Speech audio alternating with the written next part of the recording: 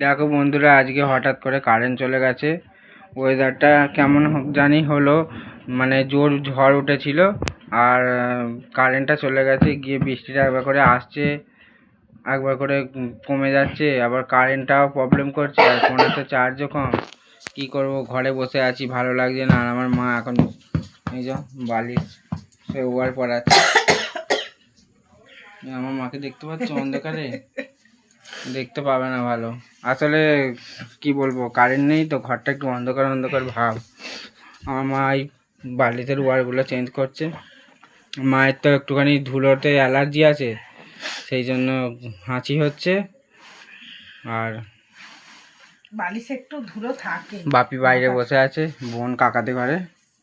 আর আমি বসে বসে কি করব, টাইম কাটছে না, ভালো লাগছে না। ফোনে চার্জ নেই, সব থেকে বড় কথা। আসলে কি হয়েছে জানিস তো, ফোনে চার্জটা নেই, ফোনটা ঘাঁটতে পারিনি তো, ওই জন্য এই কাজগুলো গুছিয়ে ফেলছি।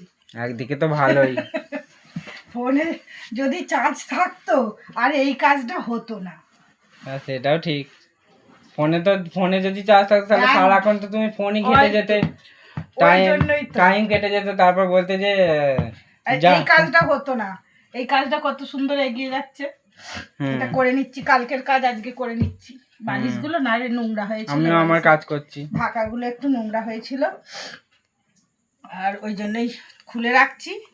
কালকে যদি রোদ্দুর হয় কাচবো, না হলে পরশু কাচবো। কিন্তু তোমাকে দেখাই যাচ্ছে না। ও নাই দেখবে, দেখা আমাদের বন্ধুরা কি করে দেখবে? আর কি করে দেখবেই তো। আসলে কালো মানুষ, আবার কারেন্ট নেই, কি করে বুঝবে বল দেখি। ঠিক আছে বন্ধুরা, টাটা বাই বাই, দেখা হচ্ছে আবার।